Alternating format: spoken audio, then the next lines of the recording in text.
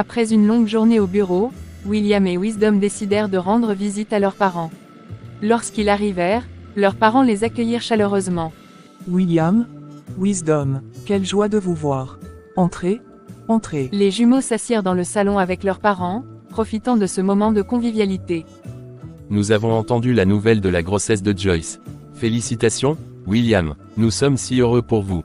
William, maintenant que Joyce est enceinte, nous pensions qu'elle pourrait venir vivre avec nous pour que nous puissions bien prendre soin d'elle et du bébé.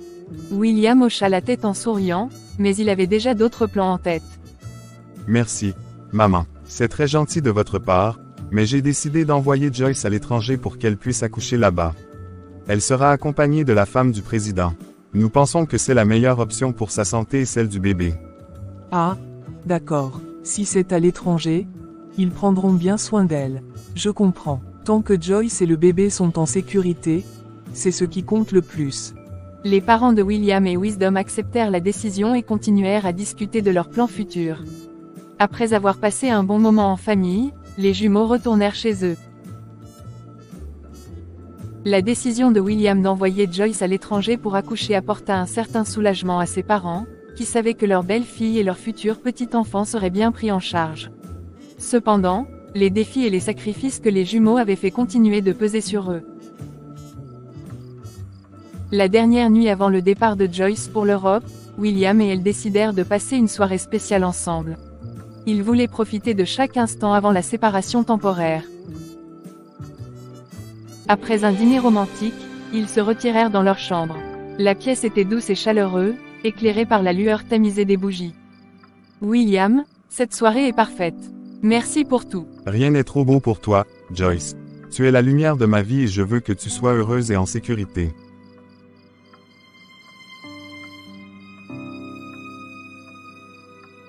Ils s'assirent sur le lit, échangeant des souvenirs et des rires, se remémorant les moments précieux qu'ils avaient partagés.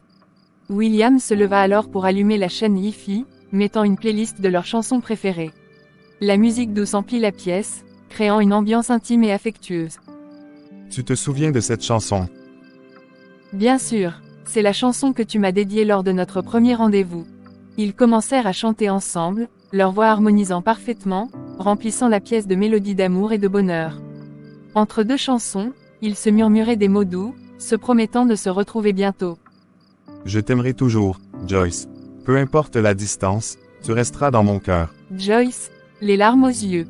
Et je t'aimerai toujours, William. Tu es mon tout. Ils continuèrent à chanter et à parler jusqu'à tard dans la nuit, savourant chaque moment. L'amour et la tendresse entre eux étaient palpables, créant un cocon de bonheur et de sécurité. Cette nuit-là, William et Joyce renforcèrent leur lien, se promettant de rester forts malgré la distance qui les séparerait temporairement. Leur cœur était uni, et ils savaient que leur amour les soutiendrait à travers les défis à venir. Le matin suivant, William accompagna Joyce à l'aéroport. Après des adieux émouvants, il la regarda s'éloigner, sachant que leur amour serait suffisamment fort pour traverser cette épreuve. Chérie, prends soin de toi. Je t'attendrai. Et surtout, mange tout ce que tu veux pour que le bébé reste en forme. C'est d'accord mon amour, je t'aime.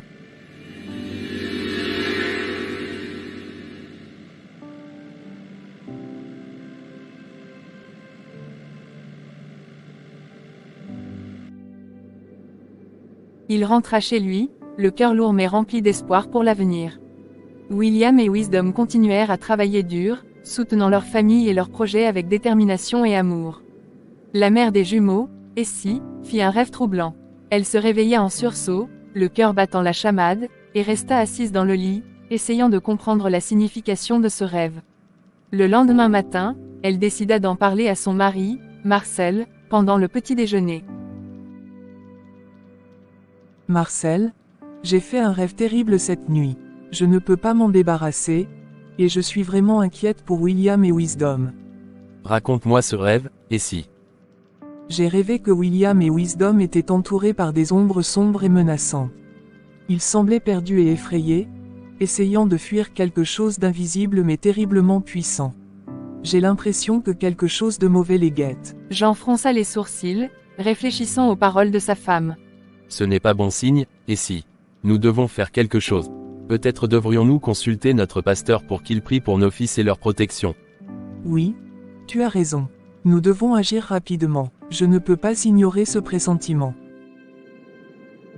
Ils se rendirent donc à l'église locale pour parler à leur pasteur, le révérend Thomas, un homme de foi et de sagesse en qui ils avaient une grande confiance. Après la messe du matin, ils s'approchèrent de lui. Révérend Thomas, nous avons besoin de votre aide. Marie a fait un rêve très inquiétant au sujet de nos fils, William et Wisdom. Nous pensons qu'ils pourraient être en danger. Le révérend Thomas les écouta attentivement, hochant la tête avec sérieux. Racontez-moi ce rêve, sœur Essie. Essie lui raconta en détail le rêve qu'il a hanté depuis la nuit précédente. Ce rêve peut être un avertissement. Il est important de prier pour la protection de vos fils. Je vais organiser une séance de prière spéciale pour eux. Vous devez rester fort et avoir foi en Dieu. Il veillera sur eux. Avec le soutien de leur pasteur, Marie et Jean commencèrent à organiser des prières régulières pour leurs fils. Leur cœur était lourd d'inquiétude, mais ils trouvaient du réconfort dans leur foi et dans l'espoir que Dieu protégerait William et Wisdom des forces obscures qui semblaient les menacer. La foi et les prières de leurs parents apportèrent une certaine paix à Marie et Jean, mais l'inquiétude ne disparut pas complètement. Ils savaient que leur fils était engagé dans des affaires risquées et que des forces mystérieuses pouvaient être en jeu. Quelques jours après la séance de prière organisée par le révérend Thomas, William et Wisdom commencèrent à ressentir une étrange tension dans leur vie quotidienne. Bien que leur succès continuait de croître, une ombre invisible semblait peser sur eux. Un soir, alors qu'ils travaillaient tard dans leur bureau, William remarqua que Wisdom semblait particulièrement agité. Wisdom, est-ce que tout va bien? Tu sembles préoccupé ces derniers temps. C'est juste, tout ce que nous avons fait pour arriver ici. Parfois, je me demande si nous avons fait le bon choix. Nous avons fait ce qu'il fallait pour protéger notre famille. Regarde tout ce que nous avons accompli. Nous devons rester concentrés et forts. Wisdom acquiesça, mais son esprit restait tourmenté par leurs actions passées.